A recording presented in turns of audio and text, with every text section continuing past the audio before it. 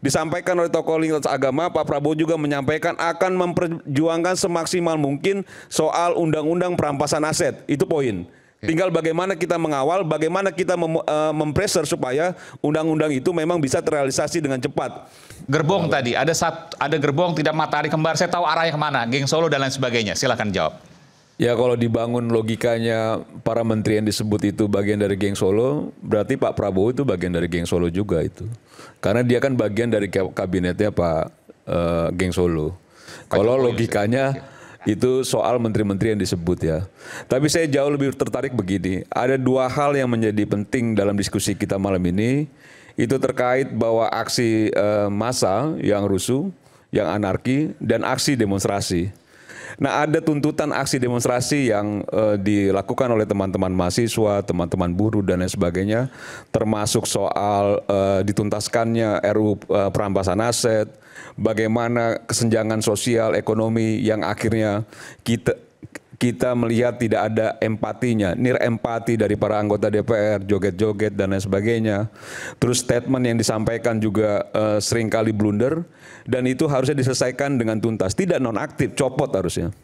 Dan kalau misalnya Pak Prabowo memanggil ketua umum partai yang ada praksinya di DPR dan sudah menyampaikan ke publik bahwa sudah ada komitmen untuk menindak tegas, buktikan komitmen itu karena memang yang bicara presiden ketika bertemu dengan para ketua umum, buktikan. Karena masih ada juga tuntutan-tuntutan dari masyarakat terkait beberapa anggota partai yang sampai saat ini juga belum dikenakan sanksi.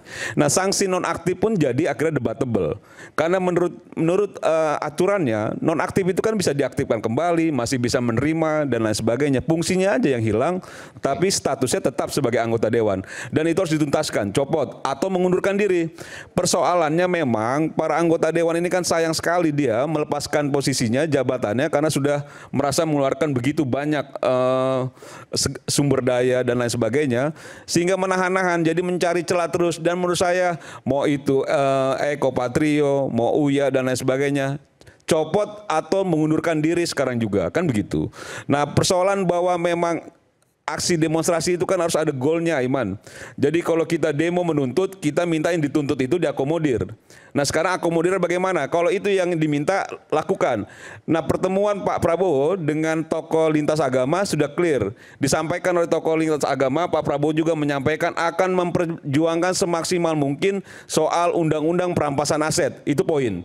Tinggal bagaimana kita mengawal, bagaimana kita mempressure supaya undang-undang itu memang bisa terrealisasi dengan cepat. Nah, pembenahan ini yang menurut saya itu yang menjadi concern kita, bahwa tidak ada lagi, mudah-mudahan anggota dewan sudah tidak ada lagi yang flexing, sudah tidak ada lagi memikirkan diri sendiri, karena kita semua pasti sepakat Vox Populi, Vox Dei, suara rakyat adalah suara Tuhan, itu yang paling penting. Dan bicara aksi, anarkisme dan lain sebagainya, ya tentu kita juga sepakat sejak awal bahwa kerusuhan, anarki dan lain sebagainya itu sudah melakukan pelanggaran-pelanggaran hukum dan harus ditindak tegas, karena itu yang merugi juga kita semua. Rakyat Indonesia yang rugi ketika ada fasilitas umum dan lain sebagainya. Nah ini ditindak. Nah dua hal ini yang menjadi penting catatan kita ketika peristiwa yang begitu besar yang menyita semua perhatian. Bahkan Presiden pun menjadi sangat konsen untuk menyelesaikan kasus ini sampai membatalkan perjalanan ke Tiongkok. Jadi menurut saya coba kita untuk memberi ruang pemerintah, memberi ruang aparat dan lain sebagainya untuk coba satu persatu akan diselesaikan. Dan saya meyakini betul ini dalam proses penyelesaian, termasuk tadi siapa yang mendanai, siapa yang menjadi oknum dan lain sebagainya. Sabar, insya Allah semua akan terungkap dengan cepat, dan hargai proses yang sudah dilalui. Dan sekarang sudah semua apa yang disebut tadi Aiman dan lain sebagainya akan diperiksa, diselidiki apakah memang ada keterlibatan dan lain sebagainya. Tapi anggota dewan jangan lagi empati, dan menurut saya itu melukai rasa keadilan masyarakat. Itu jauh lebih penting ya. Nanti kita berikan kesempatan lagi. Tadi ada Anda datang ke sini, Anda mau menyampaikan sesuatu, silakan perkenalkan diri. Ya, makasih Mas Aiman. Ya. Udah diberi kesempatan. Saya Akbar Hussein dari Gerakan Pendukung Prabowo 08. Oh, banyak Pak relawan Pak Prabowo di sini. Yang jelas saya simak diskusi malam ini bahwa, dan saya melengkapi bahwa dalang ataupun siapa yang mendanai ini kebetulan saya juga bekas tahanan politik Mas Imam. Saya korban tragedi Bawaslu juga 2019 Oh, Anda sempat di penjara kemarin. juga? Ya, saya di penjara 1 tahun oleh rejim kemarin, rejim Pak Jokowi. Bersama ditahanan dengan Bang Iwan Komando seperti itu. Dan ini peristiwa ini saya pikir beda-beda tipis lah. Antara 2019 yang kemarin dengan beda-beda tipis. Saya dituduh makar dengan bahan peledak, digulung oleh aparat kepolisian, gabungan, Densus dan lain-lain, ditangkap, kita juga diperiksa. Dalam waktu berapa itu? Berapa kali 24 jam Anda ditangkap dari kejadian itu? Tanggal 22 Mei kalau nggak salah.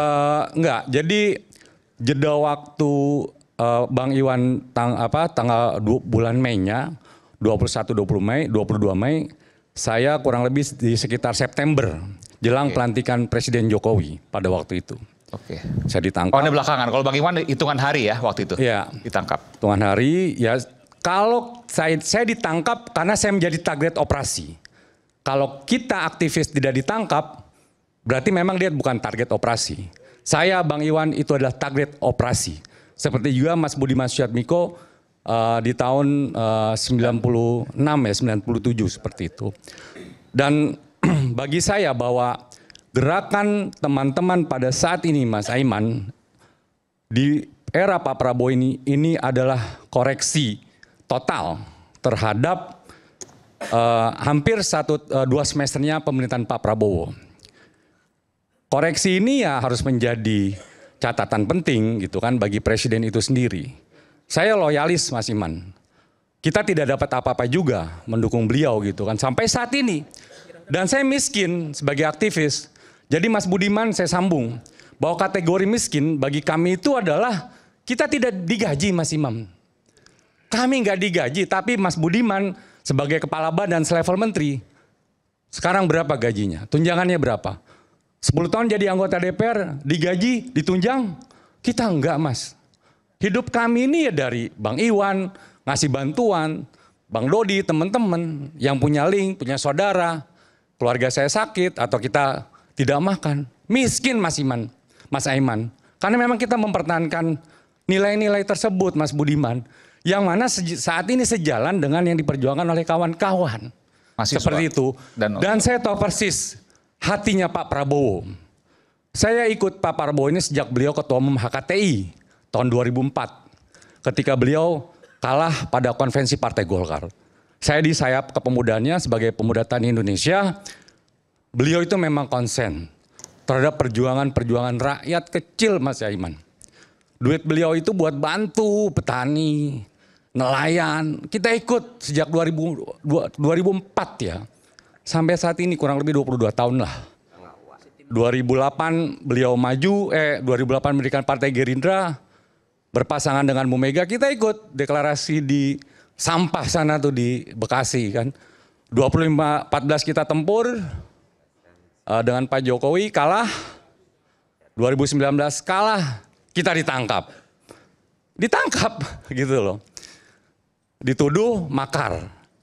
Mau mengganggu jalannya pemerintahan. Nah, oleh karenanya Mas Aiman bahwa saya apresiasi sekali dengan rakyat bersuara. Ya, jadikan memang ajang ini betul-betul dari bagaimana rakyat ini bisa bersuara terhadap pemerintahan saat ini.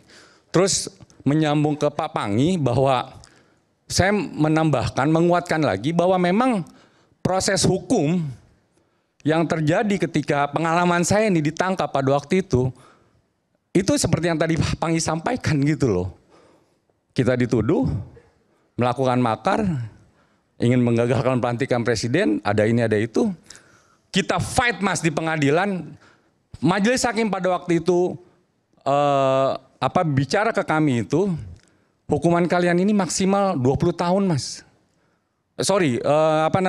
Minimal 20 tahun di penjara karena tuduhan makar. Maksimal tuh seumur hidup.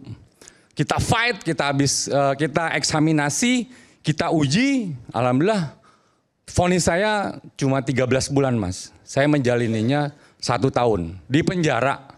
Luar biasa. Sampai SPK saya itu. Di mana di penjaranya? Saya ditahan di Tahti Polda Metro Jaya selama 3 bulan. Terus setelah itu kami dilimpahkan oleh jaksa ke pengadilan pengadilan Tangerang. Saya di Lapas Pemuda Tangerang, Mas. Oke. Buatan zaman Belanda. Akhirnya kita fight, kita eksaminasi, tuduhan-tuduhan dari jaksa, penyidik dan lain-lain itu akhirnya kita divonis, vonisnya itu melanggar ketertiban umum. Jadi pasal-pasal selundupan itu hilang, Mas. Pasal makar Hilang. Kayak gitu. Oke. Tidak terbukti. Mengganggu Nah, sampai akhirnya ya bagi saya teman-teman pada saat ini tuh saya pribadi memang mengecam lah tindakan anarkis. Tindakan yang merusak. Tapi mohon Mas Bud nih sebagai pemerintah, ruang demokrasi itu juga jangan dipersempit, Mas. Seperti itu. Kayak gitu. Ini kalau memang kita konsisten terhadap nilai demokrasi itu, ini harus dijaga terus. Dan saya yakin Presiden paham dengan tadi Mas Budiman bahwa bilang eagle view-nya beliau tahu lah, beliau mengerti lah. Dan kalau memang ada dalang, ada yang mendanai itu. Anda yakin itu? Anda yakin itu? Bisa, yakin. Seperti yang tadi Bang Iwan buktikan. Oke, dan Anda yakin apa yang disampaikan oleh Bung Pangi, Gini sebentar Mas Iman. Pak Soleman atau Bung Ferry? Karena tiga-tiganya berbeda nih. Bung Ferry, tadi saya menarik juga ya Bung Ferry ya. Kayak yang mana? Yang Anda cenderung yang mana? Bahwa ya tiga-tiganya sih sebenarnya gitu kan. Tiga-tiga. Okay. Boleh milih ya Mas Aiman ya. Nah jadi ya pada waktu pengalaman saya itu sama. Ini juga tidak ada pemimpinnya gitu kan. Saya cuma aktivis biasa gitu kan, tapi menjadi target gitu. Nah ini mirip-mirip lah kejadian di 25, 28 dan 29 kayak gitu. Jadi saya ya pilihan pada ini Bung Ferry dan Bung Pangi kayak gitu. Okay. Seperti itu. Baik. Terima kasih Mas Aiman. Baik. Ini saya sudah berikan laptop. Sesaat lagi saya akan berikan kesempatan pada Bung Ferry untuk membuktikan dengan laptopnya dan kita akan jawab sama-sama. Kita kembali saat lagi, tetaplah bersama kami di Rakyat Bersuara.